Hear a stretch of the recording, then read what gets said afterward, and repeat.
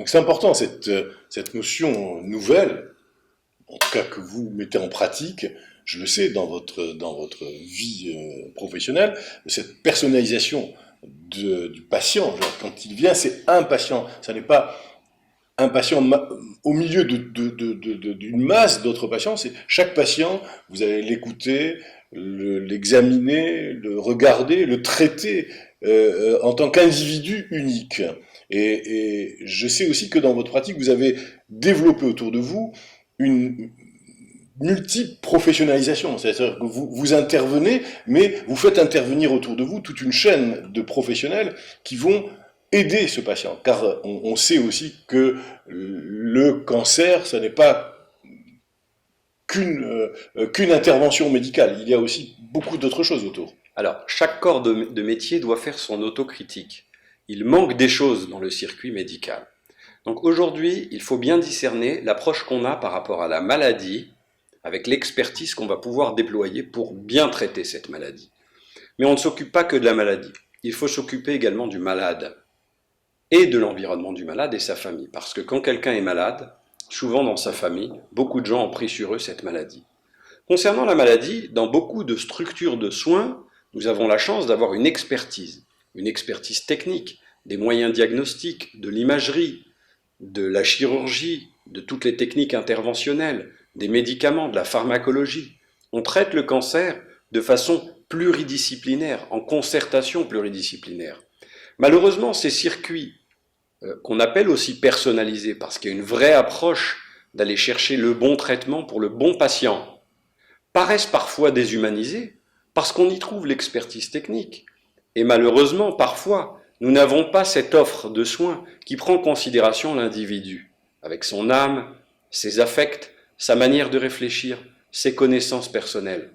Et donc aujourd'hui, la personnalisation, c'est bien plus que d'aller biologiquement trouver le bon traitement pour la bonne mutation génétique, pour le bon cancer.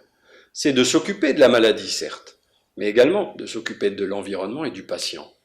Et on ne peut pas concevoir de faire une annonce diagnostique dans un environnement qui n'est pas adapté, qu'il n'y ait pas ensuite une infirmière qui passe du temps pour réexpliquer avec ses mots ce que le médecin a dit, qu'il n'y ait pas ensuite des soins d'accompagnement, des soins d'esthétique pour les femmes, pour les hommes, des soins du visage, bien sûr de la psychologie, ce qu'on appelle l'oncopsychologie, une approche de gériatrie pour les patients les plus âgés, où on traite les comorbidités, ce qu'on appelle, c'est les maladies annexes, éventuellement évaluer si le vieillissement est harmonieux, dans quel contexte social évolue le patient, qu'est-ce qu'on attend comme gain au traitement.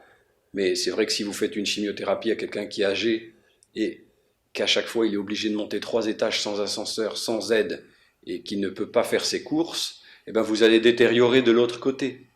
Ensuite, toute cette approche par rapport aux techniques innovantes d'acupuncture, de relaxation, de sophrologie, une médecine relationnelle, mais aussi du paramédical.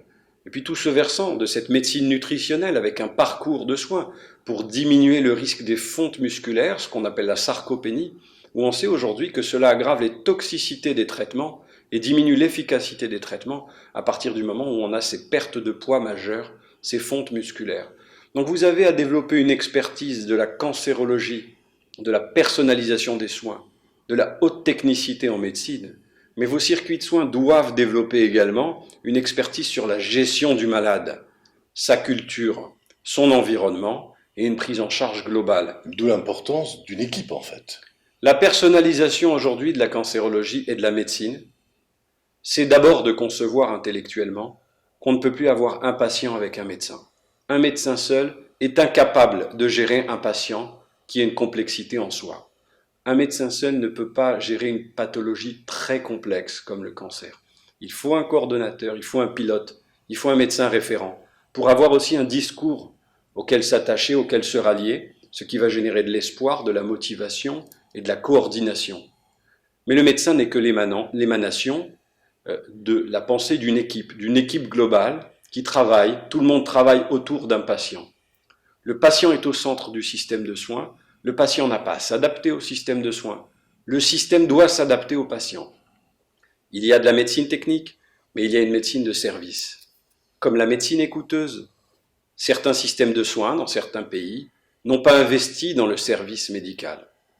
À l'inverse, vous savez, on disait au XVIIIe siècle, l'art de la médecine, c'est de distraire le patient pendant que la nature le guérit. Et ça, c'est Voltaire qui le disait. Donc il existe encore des médecines très naturopathes de façon exclusive et qui ne vont pas rentrer dans le détail expert de la science. Mais la médecine, on disait également qu'elle était un art et non une science exacte et rationnelle. C'est de Kant.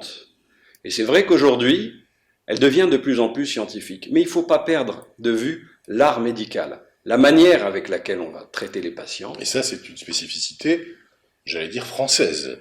Française et puis culturelle dans certaines cultures. Oui, certaines cultures, exactement. Dans certaines cultures, on a eu l'habitude de prendre en considération l'individu et de ne pas le diluer dans la masse. Donc il faut arriver à s'occuper de la maladie, arriver à s'occuper du malade, prendre des maîtres, cette science de la préoccupation de l'autre, mais arriver cliniquement à essayer d'intervenir avec tout ce que la biologie peut nous apporter. Et finalement, l'émergence de ce médecin bioclinicien va nous permettre d'améliorer les résultats de ce que faisait le clinicien seul.